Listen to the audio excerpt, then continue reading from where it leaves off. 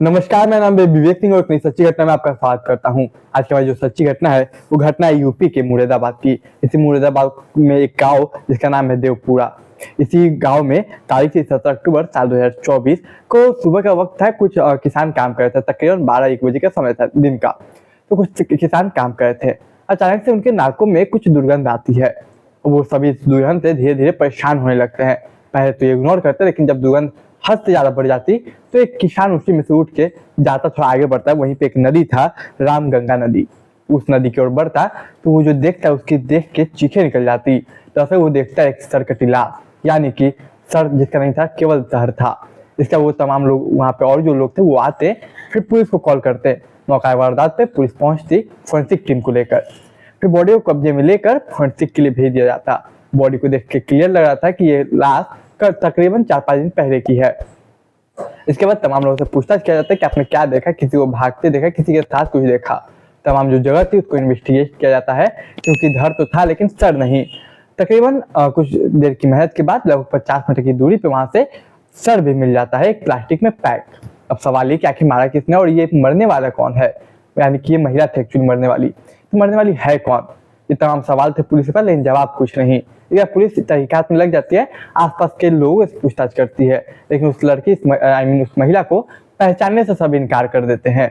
फिर पुलिस महिला की तस्वीर लेती है। तमाम सोशल मीडिया जैसे ट्विटर, इंस्टाग्राम, फेसबुक, व्हाट्सएप तमाम ग्रुप में शेयर करती है पुलिस, ताकि कोई मिसिंग हो तो रिपोर्ट दिखाए, और रिपोर्ट अगर देखे मिसिंग का कोई पहचान जाए तो परिवार वाले आए और कांटेक्ट करे। कुछ घंटे गुजर जाते हैं लेकिन कोई रिपोर्ट नहीं आती, कोई मिसिंग कंप्लेंट तक नहीं दर्ज हुई थी। ऐसा कुछ पुलिस को पता नहीं चलता। वो फोटो देख के कोई रिपोर्ट सामने कोई पुलिस वाला भी नहीं आता कि मैं पहचानता हूँ, या फिर मैं मतलब हमारे थाने में रिपोर्ट लिखाई गई है।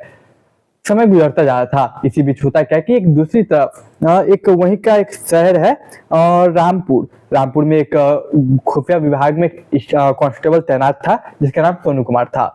तो उसको उसका एक मित्र ये फोटो दिखाता है कि एक महिला की फोटो आई है, देखो कहीं तुम्हारी बीवी तो नहीं। दरअसल मैं बता दूं, तारीख थी 15 अक्टूबर साल 2024 को। सोनू कुमार जो कि खुफिया विभाग में कांस्टेबल के पद पे कार्यरत है, उसकी बीवी भी 15 अक्टूबर से गायब थी। ऐसी रिपोर्ट उसने एक थाने में लिखवाई थी। तो उसके मित्र को पता था ये बात, तो वो मित्र इस लड़की की तस्वीर दिखाता है, लेकिन सोनू कुमार पहचानने से इनकार कर देता है, बोलता है मेरी पत्नी नहीं है ये। इसके बाद जब ये बात पुलिस को पता चलती है कि ऐसा रिपोर्ट है, ऐसा मिलता जुलता कुछ केस है, तो वो भी सोनू कुमार से पूछती है, लेकिन सोनू कुमार मना कर देता है। दरअसल सोनू कुमार की जो बीवी थी उसका नाम था रिंकी सिंह। अब दरअसल ये बात जब सोशल मीडिया पे फैलती, तमाम चीजें होती, तो अब पुलिस बोलती कि चलो एक बार जो महिला है रिंकी सिंह, उसके बारे में क्या इन्वेस्टिगेशन हुई, इसके बारे में पता की जाए। तो पता करते हैं पुलिस को पता चलता है 15 अक्टूबर गायब हुई थी। उसके बाद कॉल के CDR निकाली गई, लेकिन उससे कुछ पता नहीं चला। पुलिस तमाम खोजने की कोशिश की, लेकिन उससे भी कुछ पता नहीं चला। तमाम दोस्त रिश्तेदार से पूछा गया, लेकिन उससे भी कुछ पता नहीं चला। फिर ये पुलिस रिंकी कुमार के माता पिता से मिलती है। वो पूछती है, वो बोलती है कि एक बार आप आके शिनाख्त कर लीजिए बॉडी, हो सके आपकी बेटी क्यों आपके दामाद ना पहचान पा रहे हो। अब देखिए रिंकी सिंह के जो माता पिता थे वो लोग आते हैं। रिंकी सिंह की माता आती है और बॉडी को देखती है। देखिए एक बात थी कि वो जो लाश थी, वो जो बॉडी थी वो गल चुकी थी। ये पहचानना बहुत मुश्किल होने वाला था। लेकिन वो जाते पोस्टमार्टम के लिए, यहाँ पे बॉडी रखी तो वहाँ पे जाती है उसकी माँ। वो देखती है लेकिन पहचान नहीं पाती। अचानक उसकी नजर अपनी उस लड़की के हाथों पे पड़ती। उसके बाद फौरन वो बोलती कि ये तो मेरी बेटी रिंकी सिंह है। अब पुलिस वाले बोलते आपने पहचाना कैसे, अभी तो आप नहीं पहचान रही थी। तब वो माई की छोटी सी कहानी बताती है। वो बताती है दरअसल बात बचपन की है। एक मेले में मैं अपनी बेटी को लेके गई थी। वो देखती है कि एक टैटू वाला जो कि टैटू बना रहा है, उसके मन में भी जिज्ञासा होती है कि मैं भी टैटू बनवाऊं। मैंने कहा कि कोई ऐसा टैटू बनवाना जो कि हमेशा जीवन भर रहे, कुछ अलबल मत बनवा लेना। तो उसने बोला था कि मैं ओम का टैटू बनवाऊंगी। वो जाते हैं टैटू वाले के पास, ओम का टैटू बनवाती है। उसी वक्त ओम का टैटू वाला जो टैटूकार था वो टोकता भी है कि बेटी तुम्हारी जो नाखून है वो बाकी दूसरों से अलग है। और यही दो चीज, यानी कि एक ओम का जो निशान था, टैटू था वो, और जो उसके नाखून थी बेटी की, वो दोनों देखकर पहचान लेती है वो माँ। और वो नाखून जो लड़की के थे वो सभी से दूसरों से अलग थी। अब इसके बाद पुलिस को भी एक बात समझ में नहीं आती कि यार माँ ने पहचान लिया। और इसी बीच देखिए एक चीज और होती है कि उसी गांव में रहने वाला एक शख्स था, पुलिस उसको भी हिरासत में लेती है। उससे भी वेरीफाई करवाते हैं कि क्या ये रिंकी सिंह है, तो वो भी मान लेता है कि ये रिंकी सिंह है। एक सवाल ये था पुलिस के मन में कि अगर ये दोनों मान रहे हैं, एक शख्स जो कि वो और एक उसकी माँ मान रही है कि ये रिंकी सिंह है, तो आखिर सोनू कुमार जो कि उसका पति है उसने क्यों नहीं माना। अब फौरन पुलिस सोनू कुमार को उठाती है, जो कि खुफिया विभाग में कांस्टेबल के पद पे कार्यरत था। फौरन उठाती है, उठाने के बाद पूछताछ सख्ती से करती है। पहले तो सोनू कुमार नहीं कुछ बोलता, फिर एक ऐसी कहानी सुनाता है जो आपको हैरान कर देगी। तो देखिए, पूरा मामला समझने के लिए हमें स्टार्टिंग से शुरुआत करनी होगी, जहां से ये कहानी की शुरुआत हुई थी। तो दरअसल काफी समय पहले की बात है। यूपी के बिजनौर के चांदपुर में रहने वाला एक शख्स जिसका नाम था सोनू कुमार, जो कि रामपुर थाने के पास खादर जगह पे रहता था। तो सोनू कुमार का एक इच्छा था कि वो लाइफ में कुछ बड़ा करे, कुछ करे। तो ये वहां पे अपनी पढ़ाई तैयारी कर रहा था कि कांस्टेबल यूपी पुलिस में बन सके। तो दरअसल वहीं से 7 किलोमीटर की दूरी पे एक और लड़की थी, जो कि थी रिंकी। रिंकी का भी सपना था कि कुछ बड़ा करे, वो भी पढ़ाई में काफी तेज थी। लेकिन वो इस गांव से, जहाँ पे ये सोनू कुमार रहता था, उस गांव से तकरीबन 7 किलोमीटर की दूरी पे उसका गाँव था। लेकिन ये दोनों एक दूसरे से अनजान थे। साल था 2011, जब दोनों ने यूपी पुलिस का एग्जाम क्लियर किया। सोनू कुमार भी एज ए कांस्टेबल तैनात होता है, और ये जो रिंकी थी वो भी एज ए कांस्टेबल तैनात होती है यूपी पुलिस में। जब ये दोनों की मुलाकात होती है, तब इन्हें पता चलता है कि ये दोनों एक दूसरे के गांव से केवल 7 किलोमीटर की दूरी पर रहते हैं। इन लोग की दोस्ती होती है, सब कुछ सही चलता है। ये लोग ट्रेनिंग पीरियड में भी साथ थे, इनकी पोस्टिंग भी सेम थाने में हुई थी, सेम जगह पे हुई थी। क्योंकि जो सब कुछ सही चलता है, लेकिन देखते देखते इन लोगों की दोस्ती प्यार में बदल जाती है। और प्यार के बाद ये लोग एक दूसरे का प्रस्ताव, शादी का प्रस्ताव एक दूसरे के घर वालों के सामने रखते हैं। साल 2013 में घर वालों की मर्जी के हिसाब से इन दोनों की शादी हो जाती है आपस में। अब इन लोगों का जीवन काफी सुखमय चल रहा था।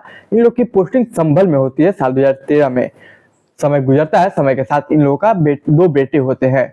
अब जीवन में इन लोगों के पास कुछ कमी नहीं था, अच्छा कमा रहे थे, अच्छा खा रहे थे, इनके 2 बेटे थे, परिवार संपूर्ण था। समय का पहिया घूमता है, समय गुजरते गुजरते साल 2022 आता है, जब इनकी पोस्टिंग होती है रामपुर में लक्ष्मीपुर के पास। अब होता क्या है कि यहीं पे अक्सर यहाँ पे ये लोग अपना ड्यूटी पे जाया करते, साथ में आया करते। अलग अलग थानों में पोस्टिंग थी। सोनू कुमार की खुफिया विभाग में पोस्टिंग थी, वहीं पे महिला थाना में रिंकी कुमार की पोस्टिंग थी। लेकिन अचानक से सोनू कुमार को 2022 में अचानक एक भनक लगती है, 22-23 में, कि उसकी जो बीवी है उसका अफेयर उसी गांव में रहने वाले एक लड़का, जो कि 7वीं फेयर है, जो कि नशेड़ी है, जो कि जुआरी है, जो कि लफुआ है, उसके साथ उसकी बीवी का अफेयर चल रहा है। अब ये बात सुनता है तो वो अपनी बीवी को समझाने की कोशिश करता है। मीडिया रिपोर्ट ये भी दावा कर रही है कि ये बात, यानी कि जो अफेयर चल रहा था 7वीं फेयर नशेड़ी गंजेरी के साथ, रिंकी के माता पिता को ही पता थी। माता पिता ने आपत्ति भी जताई थी, लेकिन रिंकी कुमार मना कर देती है। और कई बार माता पिता ने रिंकी कुमार के कहा था कि अगर तुम नहीं छोड़ोगी तो हम उसके खिलाफ FIR करेंगे, दर्ज करेंगे थाने में रिपोर्ट। लेकिन हमेशा ढाल बन के रिंकी कुमार उस शख्स के सामने, जो कि 7वीं फेल था, नशेड़ी था, गंजेरी था, उसका ढाल बन के वो सामने खड़ा हो जाती और कहती कि आप कुछ नहीं कीजिएगा, आप लोग। इस बात की भनक माता पिता को थी।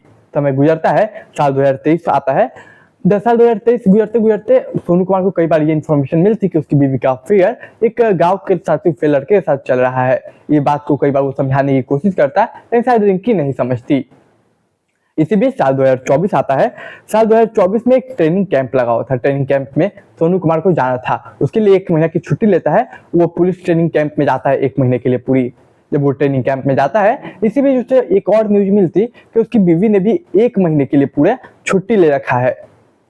अब उसकी बीवी उसके बाद उसको खबर मिलती है कि उसकी बीवी जो है उस शख्स के साथ टाइम स्पेंड कर रही है, जो कि 7वीं फेल है, जो कि गाँव का लड़का है। अब ये बात सुन के उसे गुस्सा आता। तारीख थी 14 अक्टूबर साल 2024। ये वो तारीख थी जब महिला को भी अपने थाने में रिज्वाइन करना था, और ये जो सोनू कुमार था उसे भी अपने थाने में, यानी खुफिया विभाग में रिपोर्ट करना था, रिज्वाइन करना था। अब 14 तारीख को वापस आता है, ये लोग रिज्वाइन करता है। उसी बीच क्या होता है कि जब वो देखता है कि उसे सुनने में आता है कि उसकी बीवी ने लड़के के साथ टाइम स्पेंड किया, उसके चलते छुट्टी ली। और कई बार उसने ऑलरेडी समझा चुका था कि देखो हमारा बेटा है 2, हमारा जीवन सब कुछ अच्छा है, हम लोग अच्छा कमाते हैं, खाते हैं, प्यार से रहते हैं, ये सब छोड़ दो। लेकिन बीवी नहीं मानती। और जब वो वापस आता है 14 अक्टूबर साल 2024 को, तो उसे काफी गुस्सा था। वो ये बात अपनी बहनोई को बताता है। फिर ये दोनों मिलकर 14 अक्टूबर की रात की बात थी, फिर से समझाते हैं अपनी बीवी को। उसकी बीवी नहीं समझती रिंकी सिंह। इसके बाद वो उसे गला दबा के मार देता। गला दबा के जब वो मर जाती है, उसके बाद उसका गुस्सा शांत नहीं होता। वो कोई धारदार हथियार लेता है, उसके गले को रेतना शुरू करता है, और तब तक रेतता जब तक कि उसका सर धड़ से अलग ना हो गया हो। इसके बाद जब वो सर धड़ से अलग हो जाता, तब मुझे होश आता कि उसने क्या कर दिया। फिर ये दोनों मिलके जाते वहीं पे मैंने जहाँ बताया जहाँ लाश मिली थी रामगंगा नदी के पास, जो कि मुरादाबाद के देवपुर में है। वहाँ पे जाते, हालांकि उनका प्लान था कि उस नदी में बॉडी और सर को फेंक दे, लेकिन डर की वजह से, रात का समय था इसलिए वो डर की वजह से वहीं पे खेत में फेंक के चले जाते हैं। और अगली सुबह 2-3 दिन बाद जब बदबू आती है तो किसान जो देखते हैं, फिर पुलिस आती है, फिर इन्वेस्टिगेशन करती है, फिर इस तरीके से मामला खुल के सामने आता है। तो देखिए आपकी इस कहानी पे क्या है, अपनी राय जरूर रखिएगा। इस कहानी सुनाने का उद्देश्य किसी के भावनाओं को, किसी के दिल को ठेस पहुंचाना नहीं, केवल समाज में जागरूकता फैलाना था। उम्मीद करूंगा कि आपको अच्छी कहानी पसंद आई होगी। पसंद आई तो चैनल को सब्सक्राइब कीजिए, वीडियो को लाइक कीजिए, शेयर कीजिए और समाज में जागरूकता फैलाइए। मैं मिलूंगा एक नई कहानी के साथ, तब तक के लिए मुझे इजाजत दीजिए।